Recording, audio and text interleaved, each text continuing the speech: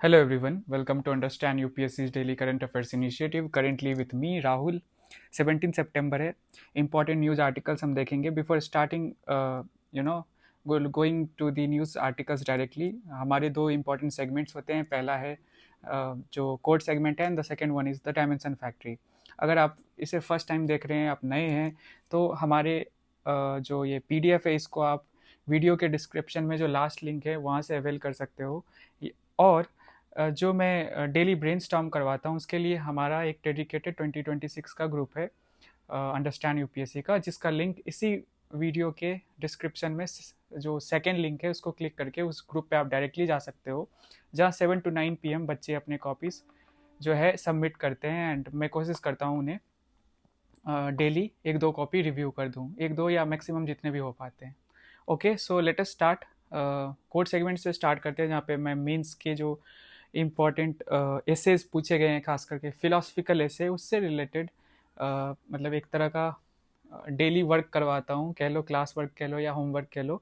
और आप लोगों से एक्सपेक्ट करता हूँ कि इसको आप ना कमेंट सेक्शन में अपने हिसाब से जो आपको समझ आ रहा है, फर्स्ट थिंग इज़ आपको एसेंस बताना है या मीनिंग कह लो इस कोड का. Then you have to identify important keywords, उन कीवर्ड्स को मल्टीपल इंटरप्रिटेशन देना है. एंड देन रियल लाइफ आपके पास अगर एग्जाम्पल है इस कोड से रिलेटेड, जिससे कि इस कोड को आप जस्टिफाई कर रहे हो उस एग्जाम्पल को, तो उसको भी आप शो कर सकते हो. बहुत सारे बच्चे डेली इसमें पार्टिसिपेट करते हैं, आप भी कर सकते हो इसी वीडियो के कमेंट सेक्शन में. ठीक है, सो लेट अस स्टार्ट. ये मैंने कल दिया था, there is no path to happiness, happiness is the path.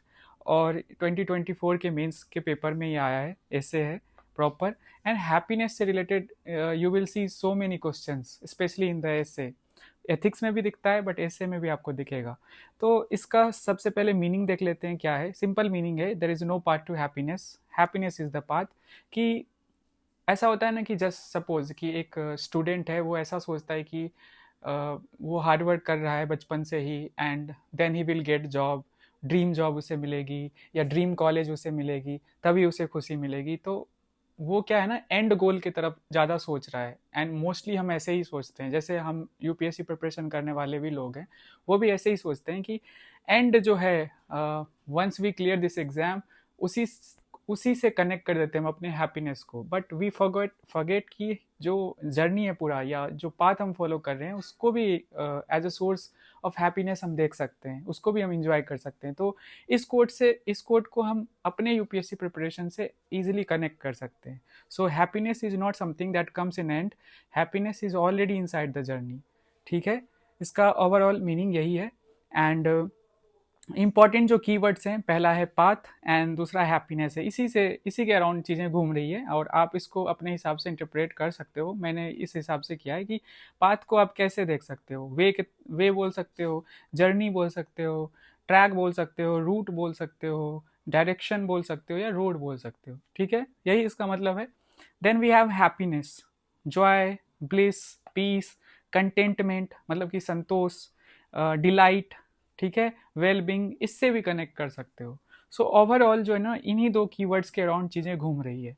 There is no path to happiness, no path to happiness. ठीक है, happiness is the path. Okay, देखने में तो बहुत इजी लग रहा है बट थोड़ा सा कॉम्प्लेक्स है. एंड स्पेशली जब आप एग्जाम हॉल में बैठते हो, प्रेशर आपके ऊपर होता है, तो जल्दी से कॉम्प्रिहेंड कर पाना मुश्किल होता है. दैट्स वाई आई डेली ना मैं ऐसा एक आप लोगों के लिए प्रैक्टिस करवा रहा हूँ कि आप लोग प्रिपेयर्ड रहो, आपको मीनिंग एसेंस पता हो, आपको कीवर्ड्स के जो है मायने पता हो, मल्टीपल इंटरप्रिटेशन आपको पता हो, तभी आप एक अच्छा ऐसे लिख पाओगे. सो इसी का एक तरह का छोटा सा ये एक्सरसाइज है और इसको मैं और ज़्यादा मतलब कि बड़ा बनाऊंगा. एक टाइम आएगा और इसको और अच्छे से यूटिलाइज करेंगे और उसी ग्रुप के थ्रू कराऊंगा. ठीक है, एग्जाम्पल के लिए देख लो कि हम जस्ट सपोज एक कोई स्पोर्ट या गेम खेल रहे हैं, जैसे क्रिकेट खेल रहे हैं, तो हमारा फोकस होता है जीतने पे, मतलब एंड पे होता है कि once the sport will be over. या हम लोग जो क्रिकेट मैच देख रहे होते हैं, तो हमारा फोकस क्या होता है कि इंडिया जीते या आपकी जो फेवरेट क्लब या क्रिकेट टीम है वो जीते. तो मेजरली फोकस उधर ही होता है कि हम जीते. बट इस प्रोसेस में चाहे आप बैटिंग के थ्रू, बॉलिंग के थ्रू अपनी टीम को जो इंजॉय कर रहे हो, उनके मोमेंट्स जो वो क्रिएट कर रहे हैं, तो उसको हम अगर फोकस करें तो जीतने हारने से ज़्यादा वो इम्पोर्टेंट होता है. और most of us do that, but in life in general we don't do that. ठीक है, जब हमारे पे बात आती है तो हम इसे नहीं इस तरह से नहीं सोच पाते। सो इसका बहुत अच्छा एग्जाम्पल जो है हम क्रिकेट से देख सकते हैं कि हम जैसे बुमराह ने विकेट लिया या कोहली ने 100 मारा, तो हम उसको ऐसे कनेक्ट करके देखते हैं कि हम उन मोमेंट्स को भी इंजॉय करते हैं। ठीक है, ना कि बस रिजल्ट पे फोकस करते हैं। Okay, so this is all. आप लोगों ने बहुत अच्छे से इंटरप्रेट किया, मैंने कमेंट सेक्शन में देखा, ऑल्दो मैं रिप्लाई नहीं कर पा रहा हूँ, आपको रीज़न पता है, बट मैंने बहुत सारे बच्चों का देखा एंड बहुत सारे बच्चों ने अपनी कॉपीज़ भी जो शेयर करी कल, उसमें भी मैंने देखा कि उन्होंने अच्छे से इस कोड को ब्रेक किया है, इंटरप्रिटेशन इसकी अच्छे से कर रखी है। ठीक है, एग्जाम्पल्स भी अच्छे अच्छे एग्जाम्पल्स दिए हैं। सो कल के लिए जो होमवर्क है आप लोगों के लिए, मतलब इनफैक्ट आज ही आपको ये करना है कमेंट सेक्शन में, मेनली 2024 मेंस का ही ये क्वेश्चन है। यूपीएससी जो मेंस है इससे paper, social media is triggering fear of missing out. ठीक है, फोमो। सो सोशल मीडिया क्या कर रहा है, ट्रिगर कर रहा है फोमो। ठीक है, amongst the youth, precipitating depression and loneliness.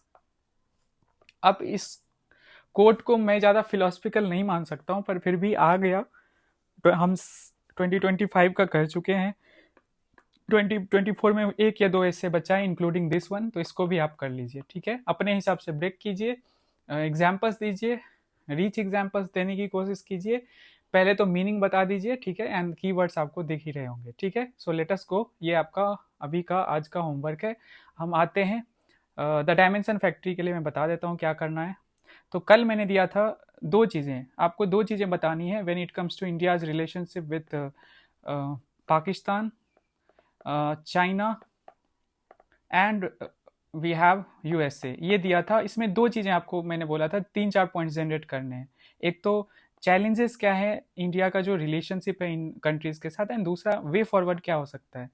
तो बहुत सारे बच्चों ने अपने आंसर सबमिट किए हैं, बहुत अच्छे अच्छे पॉइंट्स मुझे दिखे हैं।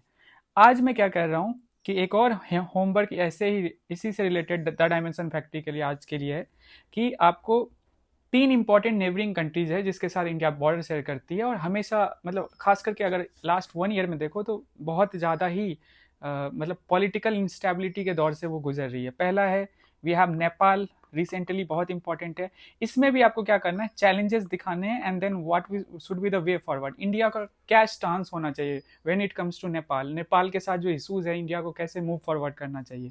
Then we have the second countries, we have Bangladesh. Bangladesh में भी आपको पता है कू हुआ था कुछ दिन पहले, एंड अभी भी पॉलिटिकल जो है स्टेबिलिटी एक तरह से नहीं बांग्लादेश में आ पाई है, या कह लो डेमोक्रेसी नहीं आ पाई है। तो इंडिया का जो रिलेशनशिप है बांग्लादेश के साथ, वो कुछ महीनों में या साल में देखो तो बिगड़ता जा रहा है। तो इसको भी आपको हाईलाइट करना है, चैलेंजेस एंड वे फॉरवर्ड क्या होनी चाहिए हमारा।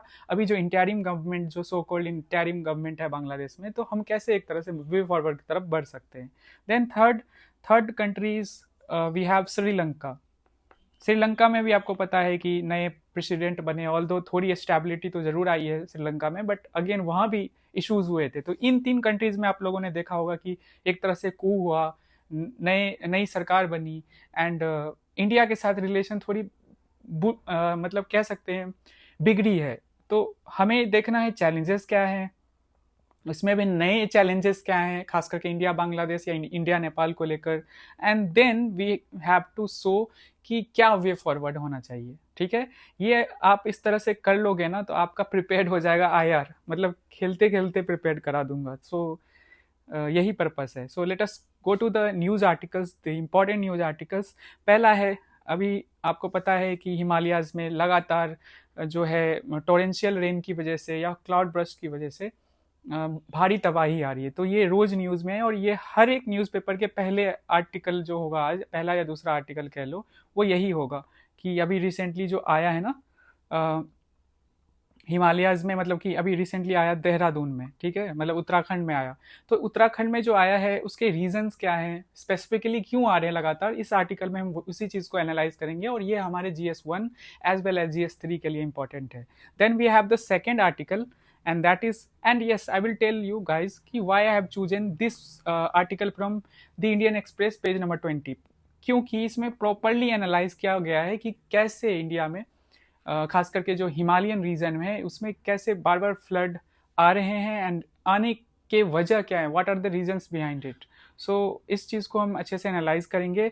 Then we have the second article, food grain fruit vegetables yield rose this year. Agriculture minister का ये बयान है, वो एक कॉन्फ्रेंस में गए थे. एंड जो हमारी फूड ग्रेन्स प्रोडक्शन है ना, क्यूमुलेटिव अगर देखा जाए तो इंडिया में रिकॉर्ड हाई प्रोडक्शन हो रहा है, जो कि बहुत अच्छी बात है. ठीक है, इसी को हम अच्छे ढंग से एनालाइज करेंगे और इससे रिलेटेड 2 प्रीवियस ईयर क्वेश्चन है जो मैं आप लोगों से सॉल्व करवाऊंगा. ठीक है, यूपीएससी प्रीलिम्स की मैं बात कर रहा हूँ.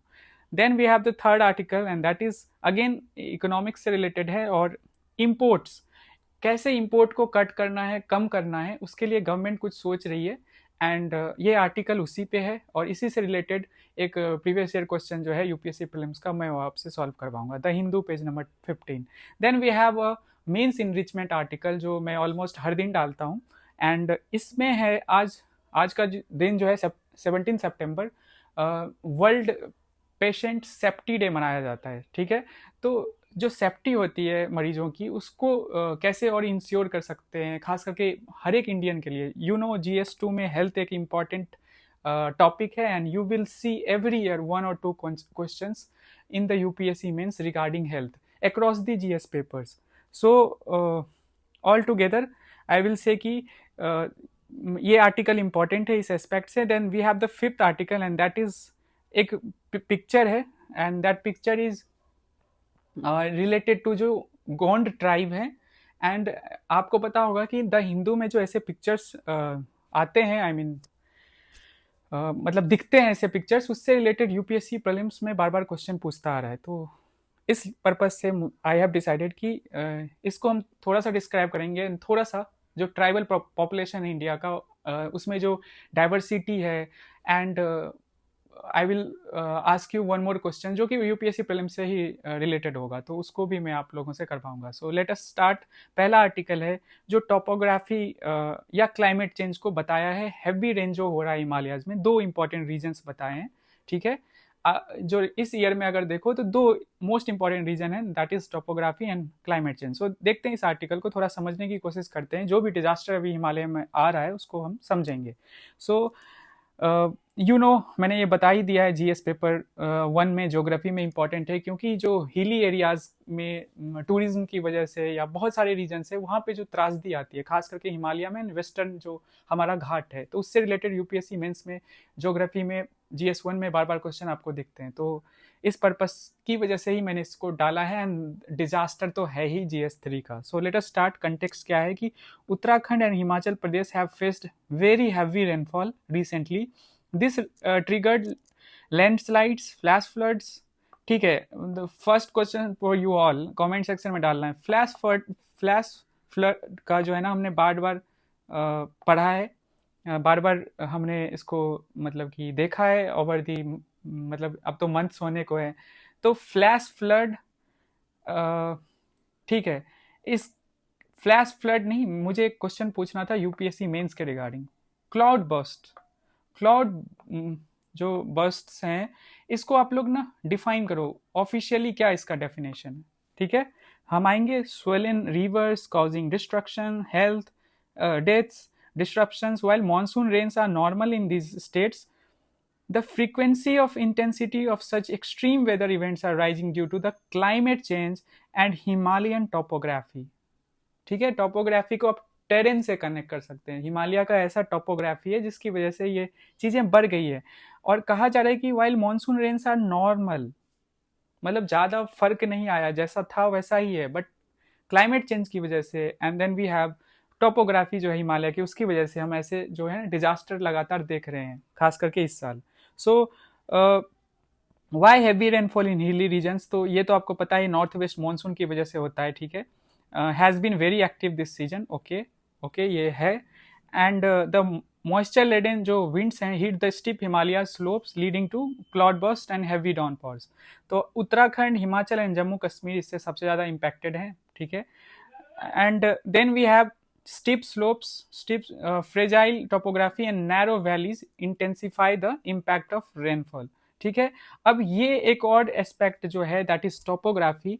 टोपोग्राफी की वजह से जो इम्पैक्ट पड़ता है खास करके हिमालयन रीजन में या डिजास्टर आता है, उसका ये रीजन है कि स्लोप्स बहुत स्टीप है, ठीक है। टोपोग्राफी फ्रेजाइल है, narrow valleys intensify the impact of rainfall. Then we have the other point is cloud burst, जिसकी वजह से फ्लैश फ्लड्स आते हैं, लैंडस्लाइड्स होता है एंड डिस्ट्रक्शन ऑफ इंफ्रास्ट्रक्चर, ठीक है, जैसे ब्रिजेस या सेटलमेंट्स है, गांव के गांव गुजर जाते हैं। And we have an example कि कितनी बारिश हुई थी उधमपुर जम्मू कश्मीर में, दैट इज 630 मिलीमीटर, जो कि इसी आर्टिकल से आया है, ठीक है। तो वन ऑफ द इंसिडेंट्स जो मेजर इंसिडेंट हुआ या डिजास्टर हुआ है, तो उसका एक रीज़न यहाँ पे ये शो किया गया है कि स्लोप हमारा ये ऐसा है, क्लाउड बर्स्ट हो रहे हैं एंड इतनी बारिश हुई कि 630 मिलीमीटर एक, मतलब एक दिन में, दैट इज 24 आवर्स में, जो कि अगस्त 27 को हुआ था, ठीक है। तो ये दो मेन रीजन्स ही हैं। एंड अब हम आते हैं द थर्ड एस्पेक्ट जो ह्यूमन की वजह से हो रहा है, मोस्टली एंथ्रोपोजेनिक है, and that is western disturbances जो है ना, आप लोगों को पता होगा कि मेडिटेरियन रीजन से ही निकलती है एंड मॉइस्चर लेके आती है हमारे हिमालय के साइड। सो ये शिफ्ट कर रहा है टुवर्ड्स सदर्न, जो मतलब मेडिटेरियन जो रीजन से हुआ करती थी, तो ये शिफ्ट कर रहा है वेस्टर्न डिस्टर्बेंस।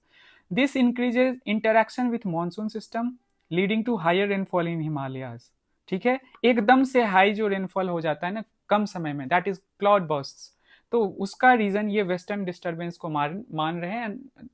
वेस्टर्न डिस्टर्बेंस को इसलिए मान रहे हैं क्योंकि वो शिफ्ट हो रहा है टुवर्ड्स जो सदर्न हमारा हिमालय है, सॉरी सदर्न मेडिटेरियन सी है, ठीक है। Okay, also one thing is global warming adds to unpredictability, melting Arctic Sea and may further disrupt weather patterns. So key concern हमारा ये है कि extreme rainfall events are becoming more frequent and intense. Fragile Himalayan ecosystem, climate change जो है वो उसकी वजह से disaster risk बढ़ गया है। तो ओवरऑल आप तीन रीजन्स देख सकते हो इस आर्टिकल को पढ़ने के बाद। पहला हमारा है कि क्लाउड बर्स्ट, ठीक है। अब क्लाउड बर्स्ट क्यों हो रहा है, ज़्यादा क्यों हो रहा है, उसका रीजन वेस्टर्न डिस्टर्बेंस का शिफ्ट होना टुवर्ड सदर्न मेडिटेरियन सी, ठीक है, मतलब बारिश वाला factor. And then the second factor is the topography of Himalaya, ठीक है, स्टिप स्लोप्स की वजह से। तो मेजरली दो रीजन्स हैं। तो क्लाउड बर्स्ट या बारिश हो रही है एंड खास करके क्लाइमेट चेंज की वजह से ज़्यादा हो रही है, मतलब कि ऐसे इवेंट्स ज़्यादा अकर कर रहे हैं, ठीक है। बट रेनफॉल में बहुत ज़्यादा डिफरेंस नहीं आ रहा है, मतलब कि overall on an average rainfall की बात करें तो यही ये आर्टिकल कह रहा है। आपको बहुत हद तक ये समझ आ गया होगा। आपके पास आपके लिए मेंस का पहला क्वेश्चन है, मतलब आज का जो क्वेश्चन है मेंस के लिए मैंने दिया है, इसको आप अटेम्प्ट करके ग्रुप पर अपलोड कर सकते हो। So next article is okay. So थोड़ा सा चेंज है, ये मेंस इनरिचमेंट पहले आ गया तो कोई बात नहीं, इसी को हम देख लेते हैं। सितंबर 17 जो है ना marks world patient safety day, ठीक है, इंपॉर्टेंट है, थोड़ा देख लेते हैं। ये सब स्टेट पीसीएस के लिए इंपॉर्टेंट होता है। Reminding Nations that despite medical advancement patient harm during health care remains high, ठीक है। जब हेल्थ केयर फैसिलिटीज के लिए कोई पेशेंट जाता है ना, तो उसका हार्म होने का भी चांसेस रहता है। इस एस्पेक्ट को शायद हर कोई टच नहीं करता। तो इसी चीज को लेकर वर्ल्ड पेशेंट डे मनाया जाता है, world patient safety day, and that is on सितंबर 17 आज के दिन, ठीक है। तो ग्लोबली अगर डेटा के हिसाब से जाओ, थोड़ा सा देख लेते हैं कि 1 आउट ऑफ 10 पेशेंट जो है ना face harm during hospitalisation and in outpatient care. Outpatient care क्या होता है कि बिना एडमिट हुए आप जब हॉस्पिटल जाते हो डॉक्टर के लिए, मतलब उसके विजिट पर जाते हो, तो उस समय भी जो है ना हार्म होने के चांसेस रहते हैं। तो it rises to 4 out of 10 for India, where chronic disease and acute care needs are increasing, ensuring patient safety is a critical challenge. तो जो मरीज है, चाहे वेरियस रीजन्स की वजह से, कि कोई चोट की वजह से मरीज बन गया, कोई बीमारी की वजह से मरीज बन गया, ठीक है, बहुत सारे रीजन्स होते हैं। तो जब वो हेल्थ केयर फैसिलिटीज लेने जाते हैं ना, तो उनकी सेफ्टी इंश्योर करने के लिए हमें कदम उठाने चाहिए, या उनकी जो पूरी एनालिसिस है हम इस आर्टिकल के थ्रू देखेंगे, खास करके इंडिया को सेंटर में रखकर, ठीक है। सो मैग्नीट्यूड ऑफ प्रॉब्लम क्या है जो मैम ने बताया है, साथिया श्रीराम मैम है, ठीक है, इनका नाम। So in India unsafe care persist due to the overburden providers, patient hesitation to ask question, ये सब रीजंस हैं, ठीक है। टू आस्क क्वेश्चंस, हम क्वेश्चंस भी नहीं पूछते हैं, बहुत हेजिटेशन में रहते हैं, ठीक है। And staff shortages, and fatigue. ठीक है, तो harm occurs through hospital acquired infections, देखो ये एक रीजन है। मेडिकेशन एरर्स, ये भी रीजन है। डिलेड डायग्नोसिस, ये भी रीजन है। Blood clots, unsafe injections and transfusion errors. So mainly तो रीजन जो है ना, जो सेफ्टी मेंटेन नहीं कर पाते हैं पेशेंट जो है हॉस्पिटल केयर लेते समय, या कह लो हेल्थ केयर लेते समय, तो उसके मेन रीजंस यही हैं। ठीक है, मतलब इन दोनों को क्यूमुलेटिवली आप देख सकते हो। So let us go to the other part and that is current gaps. अगर देखो तो despite audits, protocols and training, hospitals remain vulnerable as health care staff face heavy workload and inadequate staffing. ठीक है, less than 5% of the hospital accredited by NABH, that is national accreditation board for hospitals, मतलब 5% को ही recognition, मतलब उससे कम को recognition मिली है। ये बहुत कम, ये डेटा इंपॉर्टेंट है, इनको लिखना होता है and you can use this in your mains enrichment. That's why I have kept this article under mains enrichment.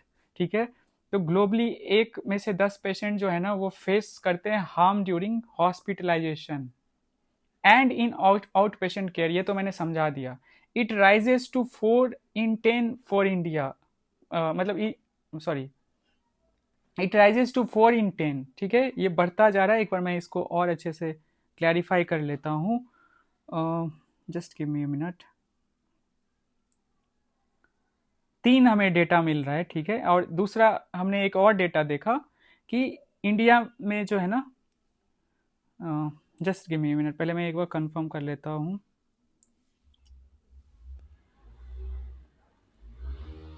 Okay, so the less, इसको हम देख लेंगे। ठीक है, मेरे हिसाब से सही ही है। 5% हॉस्पिटल जो है ना उसको एक्रीडिटेशन नहीं मिली है। So late share responsibility. अब सॉल्यूशन की बात की जा रही है, वे फॉरवर्ड। ठीक है, तो patient safety is not only the duty of doctors and nurses, ये ड्यूटी आपकी फैमिलीज के और रिलेटिव्स के भी होते हैं एंड पेशेंट्स के भी। Must also ask questions, maintain records and avoid unsafe practices, जैसे कि सेल्फ मेडिकेशन बहुत सारे लोग लेते हैं ना, स्पेशली स्मॉल टाउन्स में। Then we have civil society groups के भी बहुत इंपॉर्टेंट रोल हैं, like the patient safety access initiative of the Indian foundation and patients for patient safety foundations are working to strengthen patient voices and promote safe. अच्छा, इनका काम है, ये बताया जा रहा है कि ये लोग कोशिश कर रहे हैं अपने पार्ट से। देन गवर्नमेंट के साइड से क्या किया जा रहा है, इसको भी हम देखते हैं। जो पॉलिसी जो आया हुआ है कि India's national patient safety implementation framework gives a road map, event reporting, embedding safety in clinical protocols and drug safety reporting। ठीक है, WHO's global patient safety action plan promotes patient advisory councils to bridge gaps in safety communication and trust। India can adapt these locally, जो WHO recommend कर रही है। ठीक है, कि patient advisory council होना चाहिए, ऐसे जो गैप्स है ना कि पेशेंट सेफ्टी को लेकर, उसके लिए पेशेंट एडवाइजरी काउंसिल होनी चाहिए। ठीक है, जहाँ पे प्रॉपरली जो कम्युनिकेशन है ना वो कम्युनिकेट किया जाए, सेफ्टी जो इनकी सेफ्टी है उसको इंश्योर करने के लिए। ठीक है, एंड देन वे फॉरवर्ड भी मैम ने दिया है, and that is renew focus on embedding patient safety into medical and nursing करिकुला, मतलब करिकुलम में, पढ़ाई में इसको इंक्लूड करो, मतलब जो लोग इससे रिलेटेड हैं, खास करके जो मतलब कि पेशेंट को ट्रीट करते हैं उस साइड से। Then we have close the policy practice gap by mobilizing resources, meeting accreditation standards and strengthening drug safety and reporting mechanisms. ठीक है, तो पॉलिसी प्रैक्टिस गैप में जो डिफरेंस है ना उसको कम करना है, या बंद, क्लोज का मतलब ऑलमोस्ट खत्म ही कर देना है। Then we have hospitals, government, civil society and patient must co own the responsibility to ensure safe health care access for all Indians. ठीक है, so these are the 3 solutions ma'am has given and all together। एक बार मैं data, एक बार मैं इसको cross check कर लेता हूँ बिकॉज इट्स माई ड्यूटी कि कुछ देखो। This is reminder that the basic promise of health care continues to elude globally estimate so that 1 in 10 patients, 1 in 10 patient harm while receiving care during the hospitalization and this number rises to 4 in 10 in outpatient care. अच्छा, यहाँ पे मुझे ठीक करना पड़ेगा। सो मैं आप लोगों को बता देता हूँ जो सुन रहे हैं। पहला, 1/10 जो पेशेंट्स है ना, मतलब 10 में से 1 पेशेंट जो है ना वो हॉस्पिटलाइजेशन के दौरान सेफ्टी इशू फेस करते हैं। ठीक है, मतलब हार्म हो जाते हैं उनको, हार्म मतलब कह लो ना, 1 in 10 patient experience harm while receiving care. And out patient जब ट्रीटमेंट की बात की जाती है, जो मैंने समझा दिया है कि आप जाते हो हॉस्पिटल, आप जाते हो डॉक्टर के पास, तो आप एडमिट नहीं होते हो, डॉक्टर्स के पास गए, आपने बात की उनसे या डायग्नोसिस के लिए गए, एंड उसमें 4/10 हो रहे हैं। तो ये दो डेटा है, एंड देन 5% वाला, जो लेस देन 5% वाला डेटा है, उसको देख लीजिएगा। ठीक है, यही 3 इंपॉर्टेंट है। देन दी थर्ड आर्टिकल है फूड ग्रेन से related, fruit and vegetables yield rose this year. So agriculture minister जो है हमारे शिवराज सिंह चौहान, वो एक कॉन्फ्रेंस में थे, 2 डे कॉन्फ्रेंस है जिसका नाम है national conference on agriculture rabi campaign, a joint meeting between union and states agriculture, ठीक है, departments to prepare the road map for upcoming winter season. ठीक है, ये सेशन था, मतलब कॉन्फ्रेंस था, जिसमें शिवराज सिंह चौहान ने इंपॉर्टेंट चीज़ें रखी। सबसे पहले फूड ग्रेन प्रोडक्शन जो है ना, वो 353.96 मिलियन टन हो गया 2024-2025 फिजिकल ईयर में, मतलब फिजिकल में। अप टू जो इंक्रीज हुआ है ना, टू 21.66 मिलियन टन जो है ना, बढ़ गया है as compare to last year, अगर देखो तो। एंड इस साल का टारगेट हमने क्या रखा है, 362.5 मिलियन टन। ठीक है, तो हमारा जो क्यूमुलेटिव प्रोडक्शन है ना फूड ग्रेन्स का, वो बढ़ता गया है, मतलब बढ़ रहा है, मतलब और स्टेडिली बढ़ रहा है। अगर क्वेश्चन आ जाए ना प्रीलिम्स में तो ध्यान रखना, इसीलिए मैं ये बता रहा हूँ, इससे रिलेटेड मैंने क्वेश्चंस देखे हैं, and that's why I brought this article into the picture. हर एक चीज़ नहीं डिस्कस करना है, जो इंपॉर्टेंट लगे, एग्जाम ओरिएंटेड हो, एग्जाम रेलिवेंट हो, उसी को हम डिस्कस करेंगे। ठीक है, then we have output exceeded 2024-20 जो टारगेट है वो इस तरीके से बढ़ा है। ठीक है, हमें करंट ईयर का देखना है टारगेट क्या है, और कैसे लास्ट ईयर में जो 2 लास्ट ईयर है उसका कंपैरिजन बताया है। ठीक है, सो रिकॉर्ड हार्वेस्ट हुआ है राइस में, व्हीट में, मेज में, ग्राउंडनट में एंड सोयाबीन में। ठीक है, इसमें पहले जितना होता था उससे ज़्यादा हुआ है। ठीक है, एंड ये कॉन्फ्रेंस की थीम है, इसको आप इग्नोर भी कर सकते हो, ये स्टेट पीसीएस के लिए है। एंड गवर्नमेंट ने एश्योर किया है, अभी जो रिसेंटली जो इंपॉर्टेंट स्टेट्स हैं जहाँ पे प्रोडक्शन सबसे ज़्यादा हाई होती है, जैसे पंजाब है, ठीक है, और भी जो राज्य हैं जैसे हिमाचल हैं, फ्रूट्स वेजिटेबल्स फ्रूट्स एस्पेक्ट से हम देख सकते हैं Himachal and Jammu Kashmir. Then we have other states like Uttarakhand, Assam, Haryana, Bihar वगैरह को इंक्लूड कर सकते हो, कि वहाँ जो फ्लड की वजह से प्रॉब्लम्स हुए ना, तो शिवराज सिंह चौहान जो बिंग द एग्रीकल्चर मिनिस्टर, उन्होंने बोला है कि हम फार्मर्स के जो क्रॉप्स को है ना, इंश्योरेंस जो है ना, प्रधानमंत्री फसल बीमा योजना, उसके अंतर्गत जो है ना उनको मतलब इंश्योरेंस के थ्रू उनको जो क्षति हुई है ना, उसको भी हम इंश्योर करेंगे। ठीक है, कि उनको कम से कम उनके लिए इशूज क्रिएट हो इस फ्लड जो ये नेचुरल डिजास्टर है उसकी वजह से। So the question is, first question of the day for the UPSC prelims which comes from the previous year only. तो ये है, मैंने इसको इसलिए दिया है कि ये प्रोडक्शन से रिलेटेड है, एंड क्रॉप से रिलेटेड क्वेश्चन हम हर साल एक क्वेश्चन पूछा जाता है। तो ये देखो, आपको ये अटेम्प्ट करना है। ठीक है, पॉज करो, अटेम्प्ट करो। सेकेंड क्वेश्चन भी इसी से रिलेटेड है, यहाँ पे एडिबल ऑयल्स की बात की गई है, domestic production edible oils last year जो है उससे रिलेटेड क्वेश्चन है। ठीक है, थोड़ा सा बैकग्राउंड, मतलब मैंने बताया मैं होम टाउन में, उस थोड़ा बैकग्राउंड में अगर ऊपर नीचे हो तो इसको थोड़ा आप लोग देख लीजिएगा, इट हैपेंस, क्योंकि इतनी प्राइवेसी नहीं होती है होम टाउन में। ठीक है, so the government does not impose any customs duty on all the imported edible oils as a special case। ठीक है, सो इसको आप देख लेना सॉरी, इसको आप ना सॉल्व करके मतलब अटेम्प्ट करो। Then the fourth article is to cut imports, government to pick 100 items for local manufacture. So बहुत सुंदर चीज़ है जो सरकार सोच रही है। क्यों अच्छा है, मैं ये थोड़ा सा बता देता हूँ कि हम ना बल्क में चीज़ें इंपोर्ट करते हैं, ऐसी चीज़ें इंपोर्ट करते हैं जो इसकी कैपेसिटी हमारे पास ऑलरेडी है मैन्युफैक्चर करने की, जो हम अपने घर में डोमेस्टिकली प्रोड्यूस कर सकते हैं, उन चीज़ों को भी हम जो है ना इंपोर्ट कर रहे हैं। तो ऐसे 100 आइटम्स गवर्नमेंट खोज रही है जिसे हम बल्क में इंपोर्ट कर रहे हैं। ऑल्सो हम उसे बल्क में घर में ही डोमेस्टिकली प्रोड्यूस कर सकते हैं या बना सकते हैं, मैन्युफैक्चर कर सकते हैं। तो article is all about that only. So ऐसे 100 आइटम्स जो ना हमारी सरकार जो है, केंद्र सरकार, वो इसे आइडेंटिफाई कर रही है। सो देख लो, government finalising list of 100 products that are heavily imported but can be manufactured domestically. ठीक है, टारगेट सेक्टर्स में engineering goods, plastics, chemicals, pharmaceuticals etcetera है। ऑब्जेक्टिव क्या है, support domestic industries and encourage private sector to expand capacity. ठीक है, इसका यही ऑब्जेक्टिव मेन है। Strategy, reduce dependency on certain geographies to prevent supply chain disruption, बहुत सारे इसके फायदे होंगे, वही यही सारी चीज़ें डिस्कस की है। Identified products, huge import volumes, existing domestic capacity, ठीक है। Then we have imports to be substituted by better capacity utilization of local. ये सारी बेसिक चीज़ें हैं जो आपको समझ आ गई होंगी। यही है पूरा आर्टिकल। इसी से रिलेटेड मैंने एक क्वेश्चन दिया है 2016 यूपीएससी प्रीलिम्स का, and that is what is import cover. इसका क्या मतलब होता है ये आपको ऑल्दो इस आर्टिकल्स में डायरेक्टली हमने नहीं पढ़ा है, बट आपको मैंने ये अटेम्प्ट करने को दिया है। आपने अगर प्रीवियस ईयर क्वेश्चन किया है तो आपको याद होगा, नहीं किया है तो आप हेल्प ले सकते हो, बट अटेम्प्ट करो।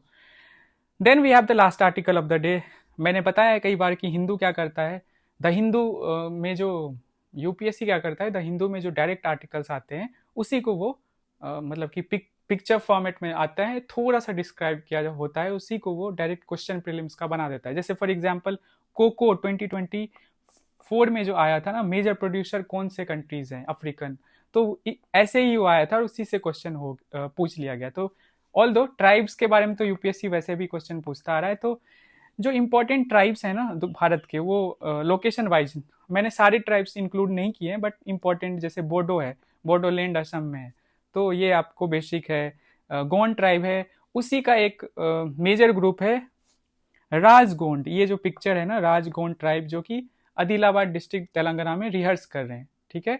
कुशाडी डांस जो कि 70th हैदराबाद लिबरेशन डे, आप लोगों को पता होगा। बताओ कि कौन सा ऑपरेशन था कि जिससे हैदराबाद को जो है ना मतलब कि एक तरह से आज़ाद कह लो या कंट्रोल में लिया गया। आप लोगों को नाम बताना है, ठीक है, कमेंट सेक्शन में। सो ये इंपॉर्टेंट ट्राइब से एक बार देख लीजिएगा, मतलब बेसिक है, आप लोगों को पता भी होगा पर फिर भी देख लेना, ठीक है। एंड देन इसी से रिगार्डिंग एक क्वेश्चन यूपीएससी प्रीलिम्स में 2013 में पूछा गया था, अभी नहीं पूछा जाता है, बट अगेन हम प्रैक्टिस करते हैं तो देख लेते हैं। और यहाँ पे चालाकी करनी है, मैड लगानी है, ठीक है। मैड जो है आप लगा सकते हो, बोडो या इस तरह से आप खुद सोच सकते हो। And then we have one more question जो कि पॉलिटी से रिलेटेड है, बट ट्राइब के कंजर्वेशन या ट्राइबल पॉपुलेशन की सेफ्टी के लिए ये दो इंपॉर्टेंट स्केड्यूल इंडियन कॉन्स्टिट्यूशन में जो है पुट किए गए हैं, तो इसको भी आप अटेम्प्ट कर सकते हो, ठीक है। सो आई होप कि आप लोगों ने इसे अटेम्प्ट कर लिया होगा। तो मैं एक बार आंसर भी बता देता हूँ सो दैट आप लोगों के लिए ईजी हो जाए। 1 का ए, 2 का ए, 3 का डी, 4 का ए, 5 का ए, ये है आंसर। एंड आप लोगों ने आई होप अटेम्प्ट किया होगा, ठीक है। मैंने द डायमेंशन फैक्ट्री में आप लोगों को दे दिया है 3 इंपॉर्टेंट कंट्रीज जो इंडिया के साथ बॉर्डर शेयर करती है, and they are part of BIMSTEC as well as SAARC, दोनों में है वो मेंबर, नेपाल, बांग्लादेश एंड श्रीलंका।